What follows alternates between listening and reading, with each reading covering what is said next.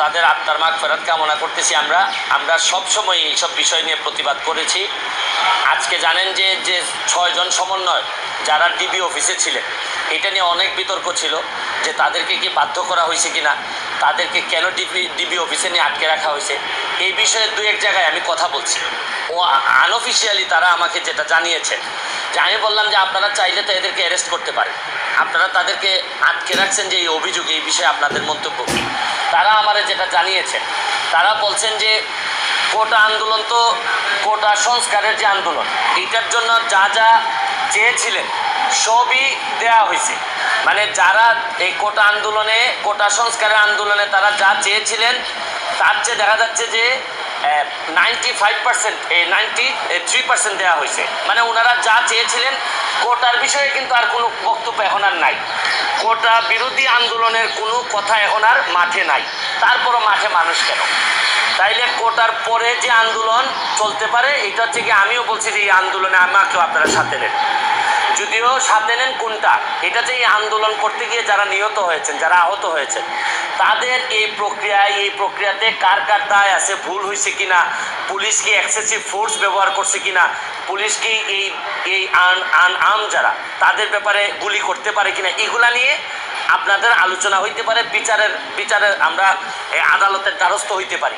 এখন হচ্ছে কি এই প্রক্রিয়া, এবং আপনারা জানেন যে কমিশন অলরেডি রংপুরে যাবে, এটার প্রক্রিয়া শুরু হয়েছে। মাননীয় প্রধানমন্ত্রী বলছেন যে এই তদন্ত প্রয়োজনে জাতিসংঘ এসে এটা করুক।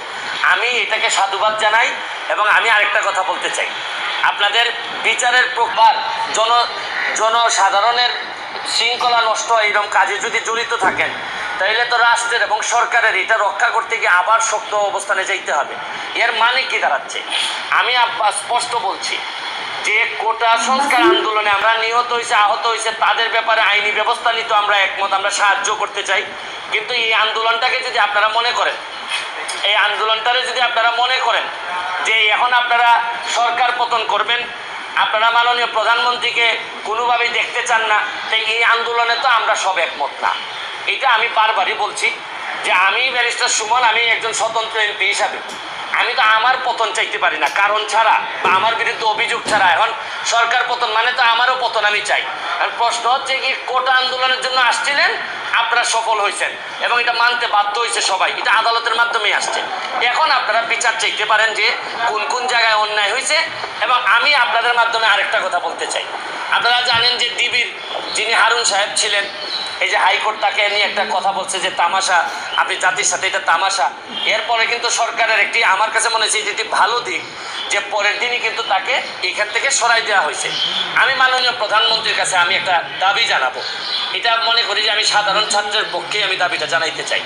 এইটা হচ্ছে গিয়ে যে এই প্রক্রিয়ায় হারুন সাহেবকে যেভাবে সরাই দেওয়া হয়েছে, এই প্রশাসনে মন্ত্রী থেকে শুরু করে এবং দলের নেতারা যারা এই কাজের সাথে ব্যর্থতার পরিচয় দিচ্ছেন, আমি দাবি জানাবো যে তাদেরকেও যদি এই জায়গাগুলো থেকে সরাই দেন, তাহলে আমার মনে হয় ছাত্রদের জন্য আরেকটি শান্তির বিষয় হবে। কত দিবেন?